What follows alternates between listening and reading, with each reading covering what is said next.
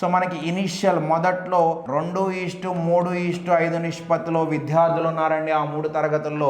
అంటే మొదటి తరగతిలో 2 భాగాలు, రెండవ తరగతిలో 3 భాగాలు, మూడవ తరగతిలో 5 భాగాలు విద్యార్థులు ఉన్నారు.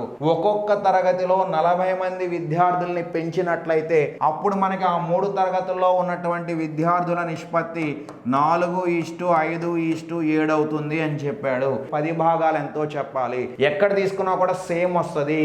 సో 2కి 4కి భేదము అంటే 2 రేషియో కాబట్టి పార్ట్స్. ఈ 2 భాగాలు దేనికి సమానం అంటే ఒక్కొక్క తరగతిలో 40 మందిని పెంచారని చెప్పాడు కదా సార్, దానికి ఈక్వల్ అండి. 2 భాగాలు 40 మంది. ఇప్పుడు నాకు 1 పార్ట్ కావాలి. ఒక భాగము అంటే 40/2 సార్, అంటే 20 అవుతుంది. మనకి మొదట్లో ఉన్నటువంటి మొత్తం విద్యార్థులు అంటున్నాడు 2 + 3 + 5 అంటే 10. 10 భాగాలు అంటే 20 × 10 200 అంటే ఆప్షన్ నెంబర్ 3 అవుతుంది సార్.